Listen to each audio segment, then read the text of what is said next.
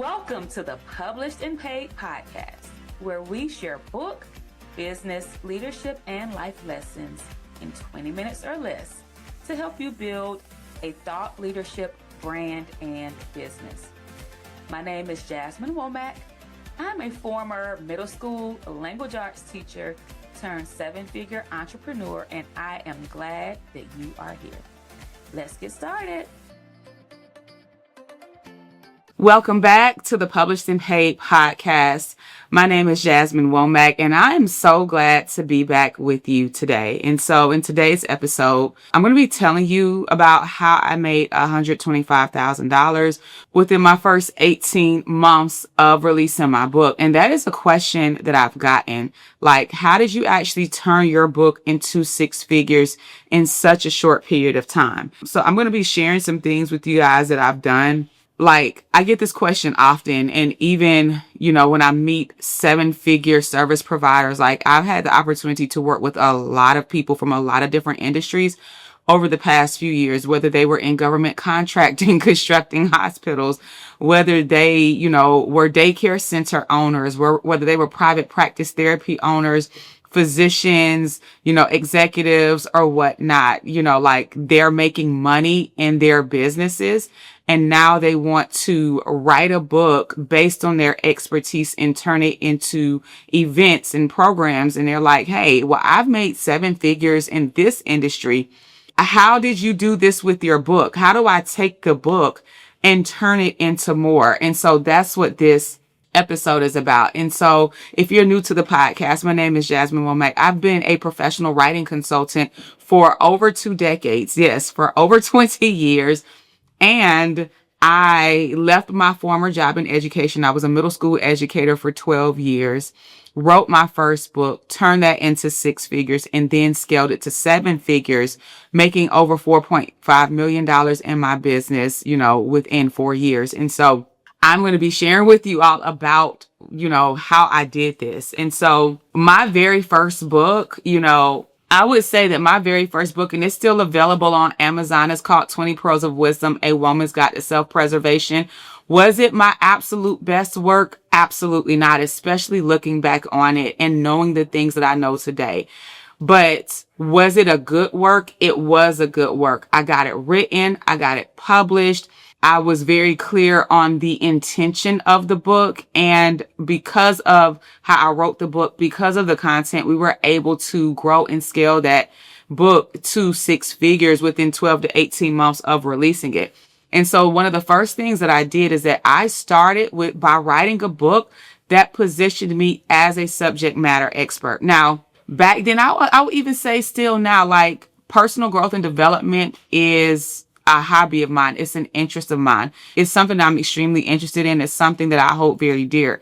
I believe that everyone should never stop growing. You should never stop learning. You should never stop developing, right? And so I used to read a ton of personal growth and development books, and my goal at that time, I'm like, if I can write a book to help one woman, avoid a lot of the foolishness that I encountered simply by making better decisions, that's what that book was for. So that book was for college age and young professional women in their 20s.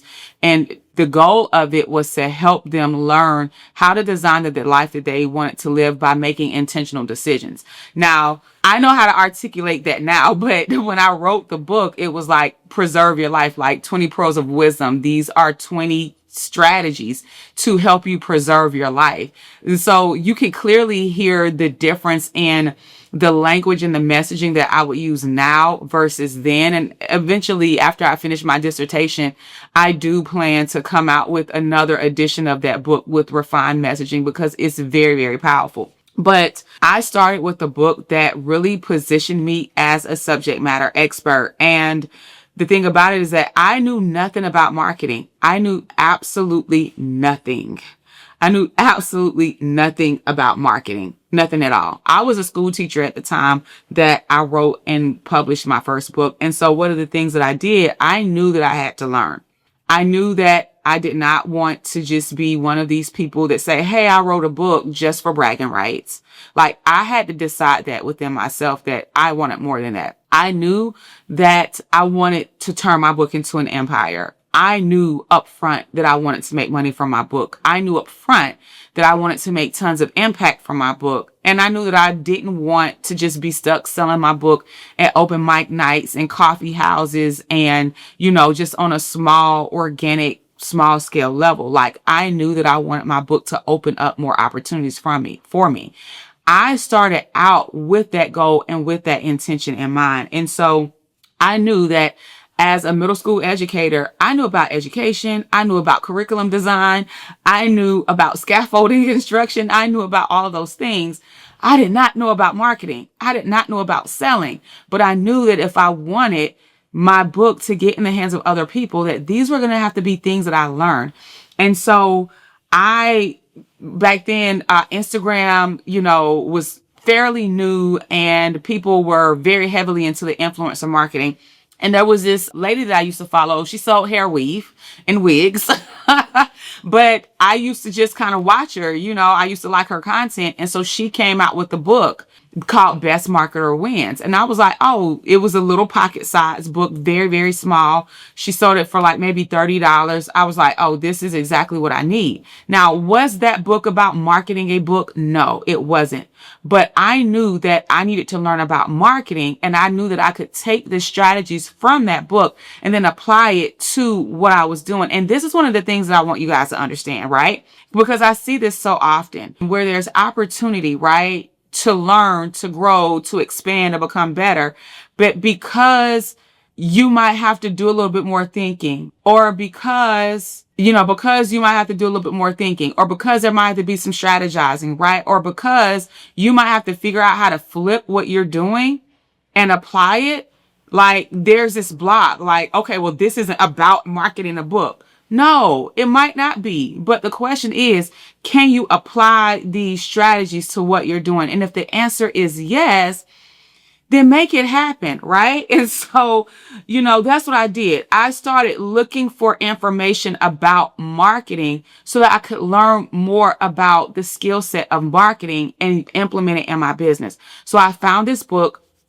I ordered it. I found a $300 digital product. Someone that I used to follow, she, was selling this $300 digital product about marketing. I bought it. And because I started purchasing things about marketing, then the ads started following me, because the algorithm and ads, it follows you based on your actions and activity. And so that's how Amy Porterfield, her ads started popping up on my feed. And through her ads, I found out about her podcast, Online Marketing Made Easy, which I used to listen to every single week. She no longer has it. It's now called the Amy Porterfield Show, but you can likely still go back and listen to old episodes where all she talked about was online marketing. And through listening to her podcast, I got introduced to a lot of marketing strategies, a lot of people that were into marketing, people that were writing books about marketing. And I really started studying marketing. And so one thing about growing a business is that you have to be willing to be a student of the business that you want to grow.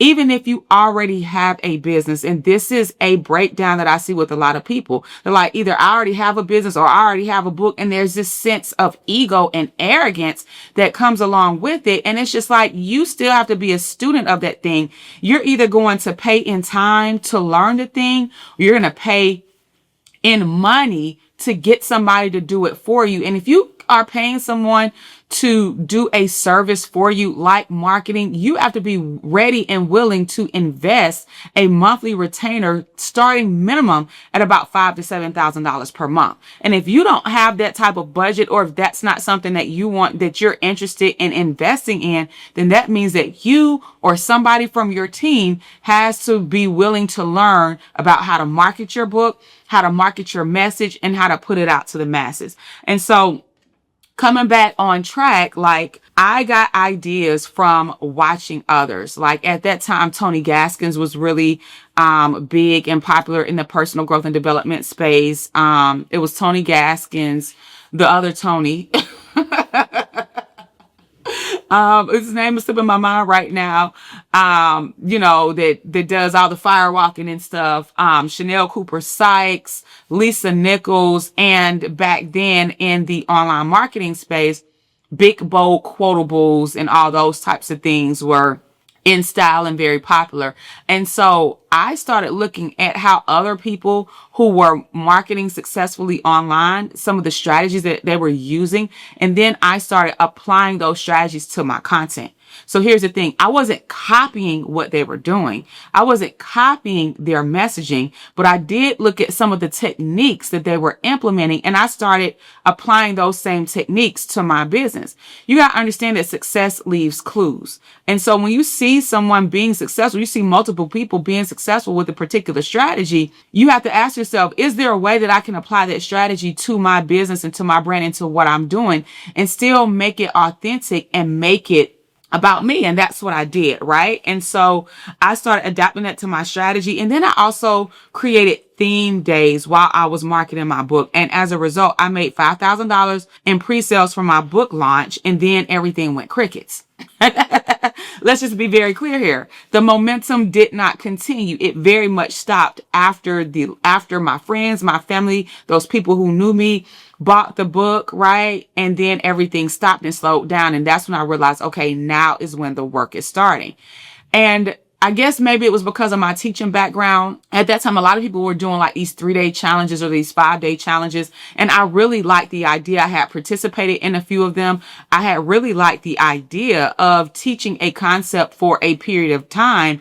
And then, at that point, that's what I got out of. Okay, they're building an audience. They're teaching the concept for a period of time. And so I had seen, I think it was Six Figure Chick, rest in peace to her, to CC. And there was a good number of people that were doing 3-day challenges and 5-day challenges. And so I was like, I want to do a challenge. And because I was teaching already and had been teaching for over a decade, doing a challenge came very easy for me. So whereas a lot of people are like, oh my gosh, there's so much work and this and that, I'm like, well, this is what I do every day. This is what I have been trained to do. This is what I went to school to do. This is what I've put in literally over 10,000 hours in teaching. I can design a challenge. I'm already designing curriculum.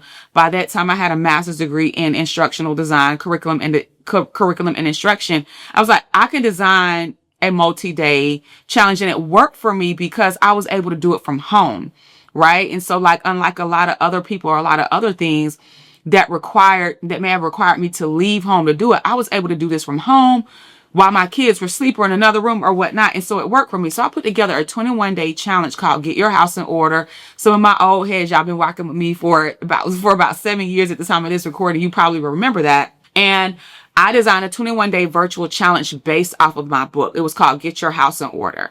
And it was get your health, your finances, and I think it was health, it was finances, and it was time management, health, and finances in order. And so for every week, we focused on a different element. And these were also the pillars in which I had focused on in my book.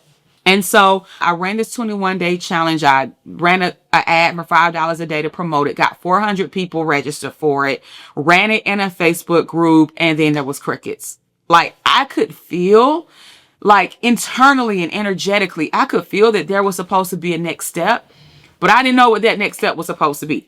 I could just feel like we had all this momentum, and now the challenge is over, and it's just like, okay, now what next? Right. And so now then I had my book. I had this challenge. I started speaking all while I was working, my career as an educator. And now I'm like, okay, on to the next thing. Let me try to figure this out. So I was literally doing different things. I wrote the book. I did a challenge. I was speaking. Now the challenge was over. Now I'm like, okay, well, what's the next big thing? Am I going to write an ebook? I felt like I had to keep doing all these different things. But from that challenge, I could feel like there was supposed to be something else. I felt incomplete. Right. And so long story short, some of the ladies that had done the free challenge with me came back a few months later and said, hey, the challenge was great. It helped me get off to a great start of the year. It's almost March. I feel like my year's just starting. Would you consider running it again? So by that time I had learned 21 days was way too long to do anything for free. So I had done it again. And this time I charged $10 for it. And we had 10% of those, of the 400, we had like 10% of those, they came and paid for it. So we had like 35 people that came and paid for it. And now I went through it with them. I redid the workbook. I went through it with them as a paid challenge. And then I upsold into a monthly membership. It was $25 per month. And that's how I started at that time, the Pros of Power membership. It was a monthly membership community, and it was great.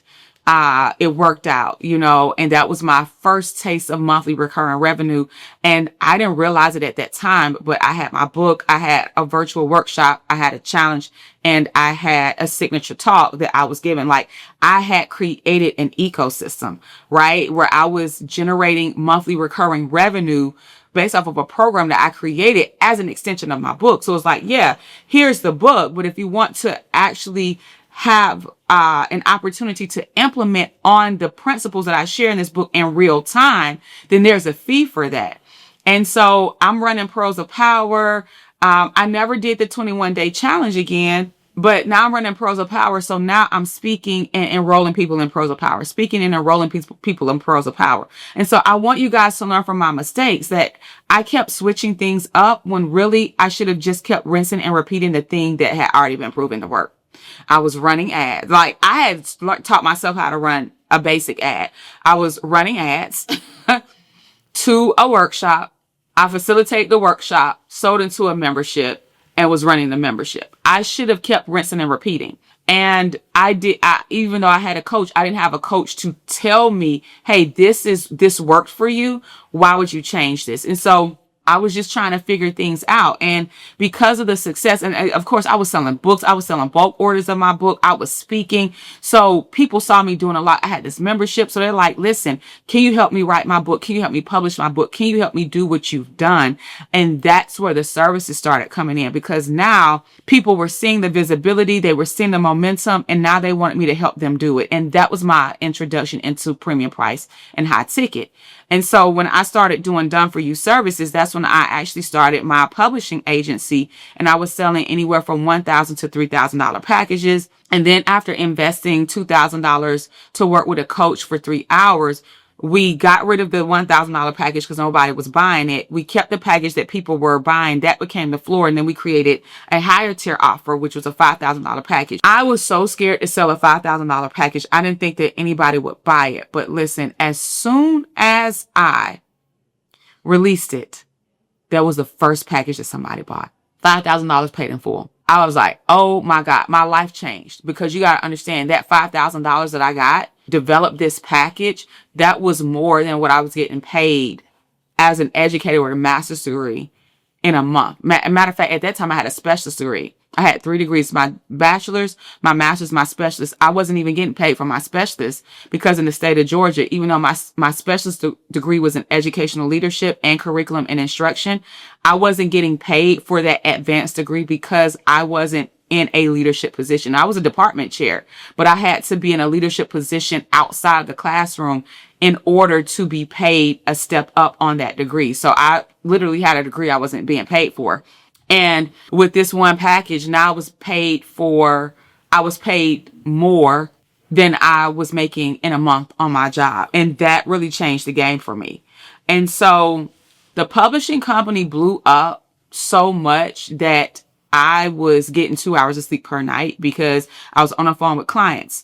I was working on edits. I was doing a lot of this myself. And my coach at the time was like, listen, you cannot turn away business. You're either going to have to, he was like, you need to hire.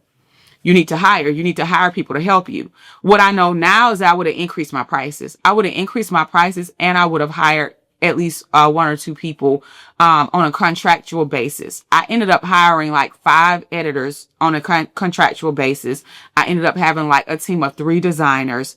And I had like a full-blown agency. And we used a project management tool called Trello to manage all the projects. Now, what I needed and didn't have, I needed a VA to be the communication between the clients and our editing and design team, and to communicate with clients and help keep them on track. I was the one doing all of that. So I was spending hours per day in emails, communicating with clients, communicating back with the editing team, the design team. Like, it took up half of my day, and I didn't know how to articulate, I need help with this, right? I just didn't know how to articulate that I need help with this. I thought I just needed an assistant to do that. No, I really needed a project manager or a VA that was committed to client success, like a client success assistant, like to manage those projects. And their only job was to communicate with clients, keep projects on track, and communicate with the design team. Like, that's what I needed. And I didn't know how to articulate that. And so eventually I had so many clients and I was paying out so much, I really wasn't making money, even though I was making a lot of money from the publishing. That's how I ended up getting to $125,000, because I was selling my books, I was speaking, I had my membership, and I had publishing services. And I ended up, so the money was growing, right? And now that I had publishing services, I'm realizing that I'm doing the same things over and over. But I also had this issue where people were coming to buy publishing packages, but their books were not written. And it was taking them they were going off alone to write their books, and it was taking them so long to finish. And for me, like, when you're in business, you got to be a problem solver. You got to identify problems, and you got to be willing to create solutions to those problems. And here was a solution in front of my face. I had people that wanted to write books. They were paying for the publishing, no problem, but they were taking so long to write the book. Hint, hint, writing teacher, hint, hint, writing coach for the school. I've been teaching writing for 10 years. You know what? Let me teach y'all how to write y'all books. And that was how my first course was created. I had a coach that asked me to come in to teach his clients who were speakers how to write their books. And then I realized that my publishing clients had the same problem. And so I created a course at that time called Author Made Easy. And it was an 8-week course to help aspiring authors finish their books in 8 weeks. And it was a blast. So now I had the publishing services. I had the course that I was running. And I think at the first time I sold it was $797. And then I bumped it up to $1,000. And then I was speaking and I was selling books, and I had this ecosystem of services and products that I was selling consistently. And that is how I grew to 6 figures. Now, I ran my business through my phone. I constructed my business to where I didn't need a whole bunch. I literally could send PayPal invoices, recurring payments through PayPal, Zoom at that time, and Google Docs. And that was what I used. For those of you all that think that you need all the systems and you are bouncing between Kajabi and Go High Level and this and focus on making money first. Focus on articulating what your book is about. Focus on articulating who your book is for, how your book is going to help them. Create offers, create an offer extending from your book. Sell that offer, sell it consistently, sell it repeatedly. Now, I will say this, I'm a very fast mover. I was selling my offers. I was selling them consistently and repeatedly before I added on other things. But what I find is that, especially when I'm working or have the opportunity to connect with a lot of people, like, they try to create this whole entire ecosystem of products and services, and none of it's selling. Sell one thing, sell it consistently, sell it over and over and over again. And one of the things I used to challenge myself, I said every single quarter I had a new goal. I'm like, if I can make $10,000 every month this quarter, I know that I've got something. If I can bump this up to $15,000 or $20,000 per month every month, then, and I can do that in a row for 3 months, I know that I got a system that works. I do the same thing now. If I can make $80,000 every single month, I know that the system that I have is working. If I can make $100,000 a month every single month, I know that the system that I have in place is working. Before you try to go do all the things, put something in place and sell it consistently. So if your book is your only product right now, make it your business to sell your book and to sell it consistently and to make a certain amount of money from your book sales every single month.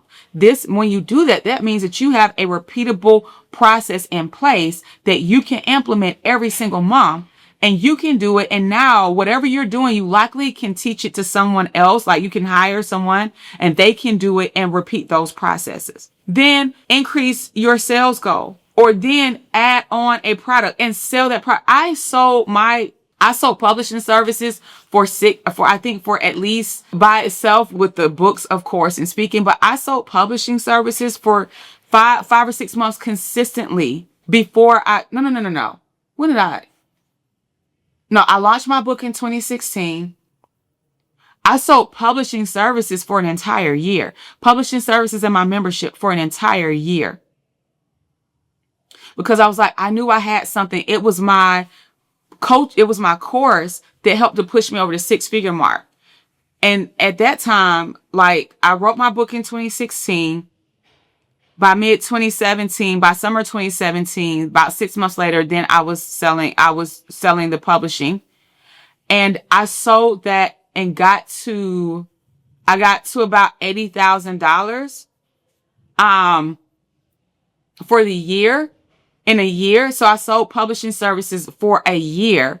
And then when I realized, hey, I need something to help people get over this writing hump. And that's when I created my writing course and launched it and had my first $10,000 month. And that was like 2 months after the school year had ended. So like school ended in May, and in July I had my first 5-figure month. That's how it worked. And then I sold that course for a year. I sold my course and my publishing for a year before I did anything else. And so I'm saying this to say that I see people try to do too much too soon without actually getting results with what you're doing and then working the process. And if what you're doing isn't working, then you're literally wasting time and losing momentum and wasting opportunity and losing out on money by trying to figure out on your own how to do it. Like, you would do so much better if you would go and get some help. Like, that's when I paid $2,000 to sit down with a coach for 2 hours. And I lay everything out. I'm like, I've got my books, I've got my speaking, I've got my services. I know that I'm cooking with fish grease right now. I know that this is hot. I know I'm doing something well, but I'm at about $6,000 per month, and I can't figure out how to get to $8,000 per month, which would have given me $100,000 in a year. I'm like, I'm at this threshold. I can't figure out how to get over this hump.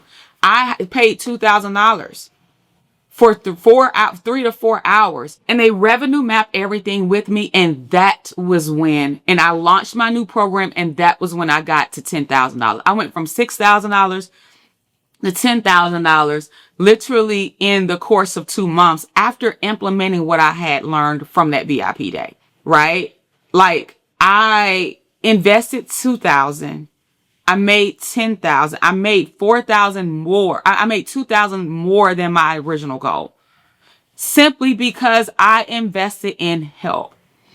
If you find yourself at a threshold, and I made a smart investment in help, and I implement it.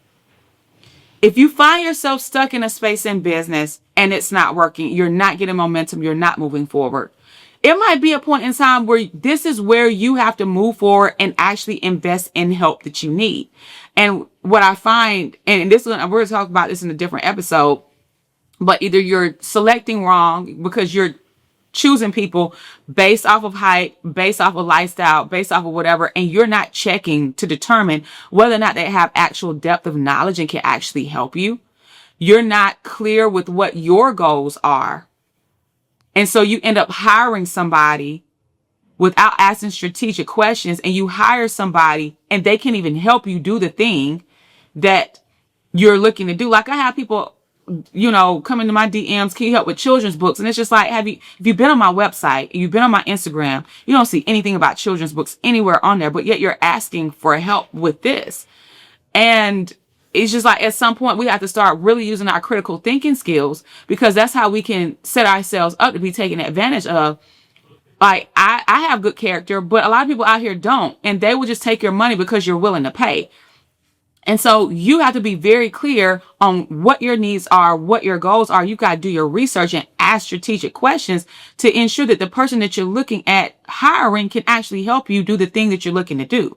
Right. And so I was able to, because I saw this person, because of their content, I sat back and watched them for several weeks. Then I started asking them questions. I got on a call with them.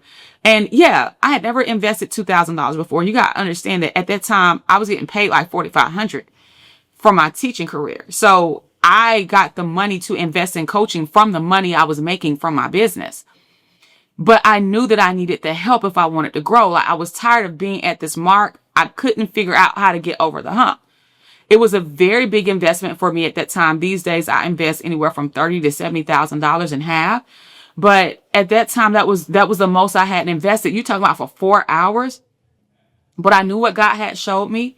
I knew that I needed some help getting over the hump. I made the investment, and 2 months later, I made I made back what I had invested plus some, and I had made $2,000 more than the initial amount.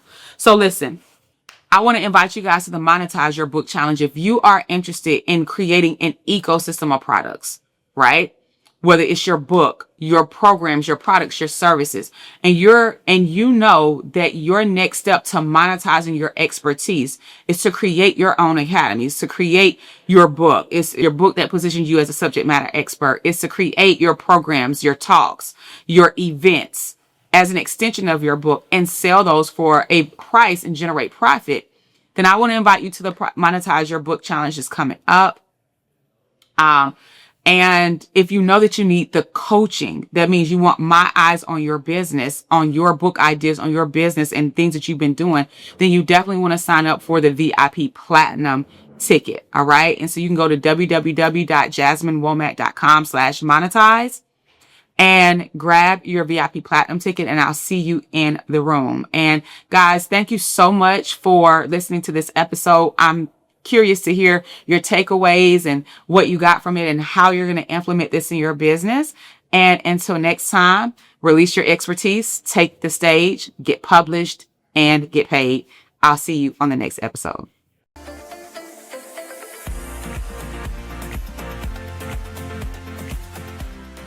Welcome to the Published and Paid podcast, where we share book, business, leadership, and life lessons in 20 minutes or less to help you build a thought leadership brand and business. My name is Jasmine Womack. I'm a former middle school language arts teacher turned 7-figure entrepreneur, and I am glad that you are here. Let's get started.